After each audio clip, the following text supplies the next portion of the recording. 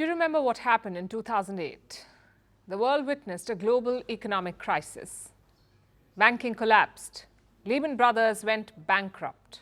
Merrill Lynch, AIG, Royal Bank of Scotland, they were about to meet the same fate, but the crisis did not just affect banks. The ramifications were felt across industries, including fashion. Legacy companies filed for bankruptcy. Big brands saw drops in revenue. But do you know who managed to thrive? A new cohort of fashion companies, fast fashion brands.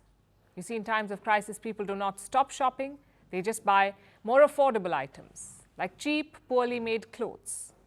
Mass-produced at breakneck speed. So fast fashion made the cut. In 2008, its market share expanded. Companies like Boohoo and ASOS were rolling in profits.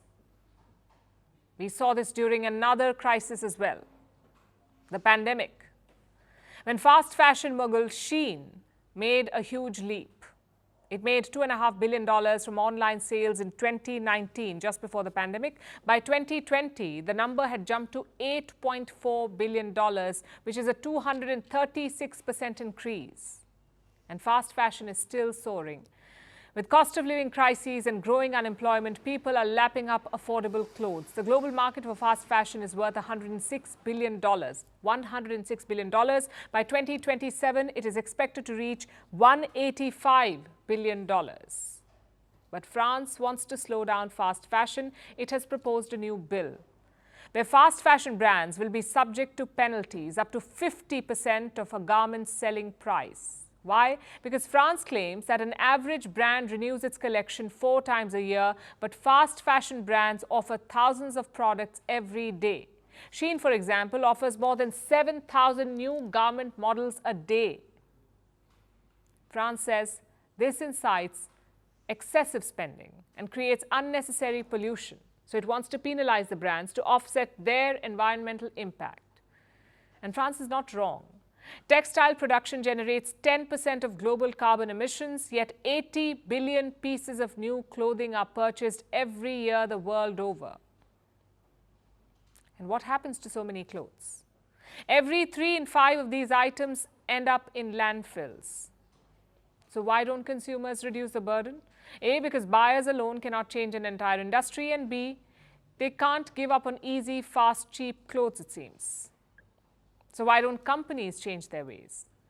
Because fashion is full of hollow claims about using recycled material or paying fair wages to workers. Most of these promises are made by brands themselves.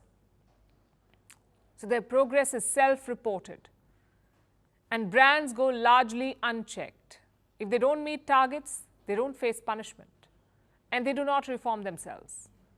But change seems to be in the air, and France is not alone here. Over the past few years, governments seem to be waking up to this. A raft of new regulatory proposals and laws have emerged. Last year, the EU banned destruction of unsold clothing, the European Union. The year before, it demanded that companies make long-lasting clothes.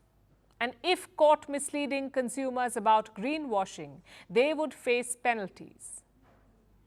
Meanwhile, Norway and Germany have due diligence acts. They demand that companies address negative impact on the planet or face hefty fines and operational bans. Britain and the Netherlands do not have such laws, but they're frequently cracking down on greenwashing claims by fast fashion brands. Meanwhile, in the US, New York has proposed the Fashion Act. If passed, it will demand that big clothing companies disclose their supply chains. So labor abuses, greenhouse gases, and chemical use won't remain hidden. So far, the West seems to be leading the charge. Yes, the regulatory changes will be felt across the world, like improved labor conditions and lower pollution levels, but other key players cannot be missing in action, like the global powerhouse of fashion production, which is Asia.